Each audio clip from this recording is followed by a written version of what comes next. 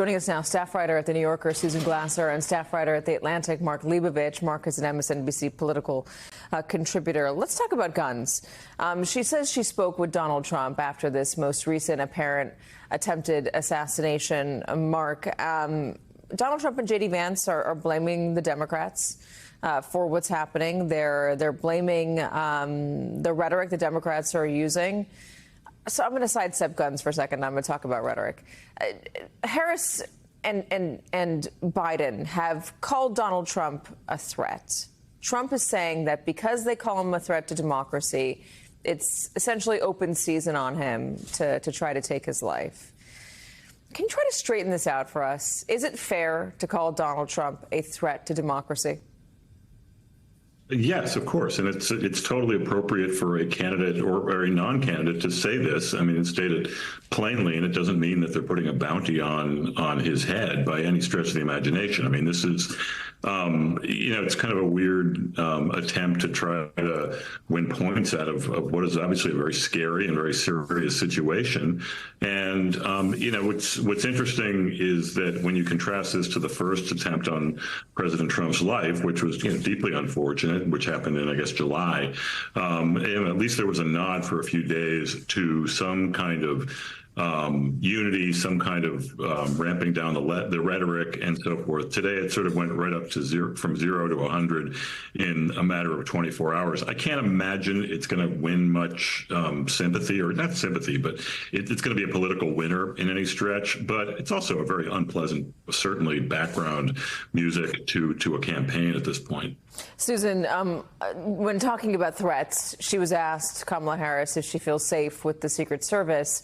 And she says, yes, I do. But then she said that not everybody has Secret Service protection. Certainly the people in Springfield don't have Secret Service protection, and yet they are still under threat.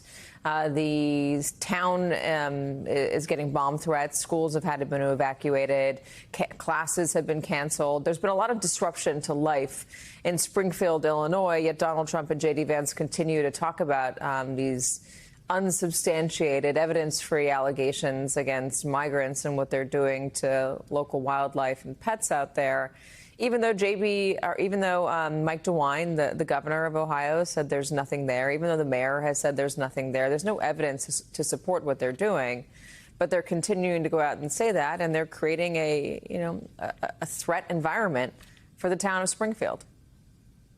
Yeah, I thought that was one of Vice President Harris's most impassioned answers when she sort of pivoted from the question of her own personal safety and her protection by the Secret Service, that of Donald Trump, to the broader question of Trump and not only the division that he sowed in society, but the specific targeting of vulnerable groups in society. This was really where you heard Harris talking repeatedly with, I thought, great kind of passion in her voice about this as kind of one of the signal threats posed by Donald Trump in this election. So I think you're right to underscore that. I thought it was interesting that she made a point of reaching out to Trump and speaking with him by telephone today.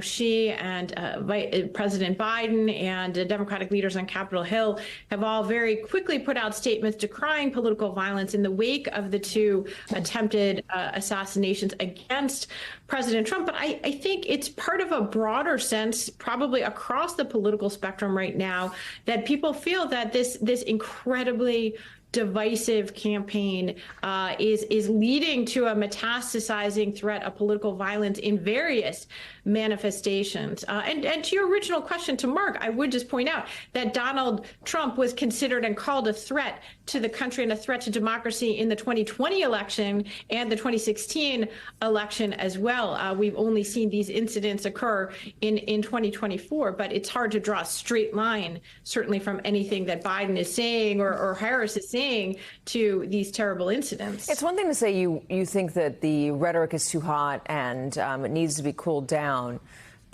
but you have to do that yourself. And Donald Trump is still calling Kamala Harris a threat to democracy. He's saying that. He's calling her Comrade Kamala. He's putting that out in fundraising emails. I mean, he's still using the same language, so it doesn't ring so true when you're blaming the other side for doing the very thing that you're doing and more, Susan. Yeah, I mean, I'm anticipating, unfortunately, more and more escalation as we enter the final 50 days of this campaign. Trump in 2024 is playing the same playbook that he played in 2016 and 2020. He only knows how to run one kind of election. That's a base election. And therefore, that requires him, I think, by the logic of his campaign, to escalate and escalate his rhetoric, to be looking for more and more opportunities to demonize immigrants. That's been at the core of who he is as a politician since he started his campaign in 2015. And, you know, he's going to be looking for more divisive issues to play on us. And I do think in that sense that while it may not get him a lot of sympathy or a lot of new votes to talk about these assassination attempts, I do think it's probably effective in rallying his own supporters around him, in, you know, increasing their perception that Donald Trump and they themselves are under a threat from, you know, the dangerous liberals in blue America. So 49 days until the election, and we're talking about just a few voters who are going to decide, who look to be the ones who will decide which way this thing is going. A few undecided folks out there, and there are folks that say they want to hear a little bit more from Kamala Harris about what her policies are, who she is, what she believes. In watching her with the NABJ journalists there a moment ago, Mark, do you think that she delivered on that? I mean, somewhat. I mean, I do think that given the fairly short amount of time and the fairly short campaign she's had to sort of make herself known, she's been pretty deft at putting forward some pretty core beliefs, whether it's on bringing back Roe v. Wade and all of the tenets around it, you know, being for universal background checks and so forth. So, I mean, there's some broad brushes here. I mean, she's not spending a lot of time going into the minutia of the policy here, but I also think, going back to the earlier question, I mean, it's important that she and Biden at least attempted, and in her case did, reach out to Donald Trump, not because they were providing such comfort to him under these circumstances, but because it's the kind of thing that leaders do. It's the kind of thing that we expect in a country that is not in a civil war. We certainly don't want it to be in a civil war. And one thing that Vice President Harris said before we came on was, you know, she had a really, I think, compelling little spiel on how words matter, how when you have power, people pay attention to your words. I mean, you move markets, that kind of thing. And that is an extremely important message, and one that's been certainly lost during many of the Trump years.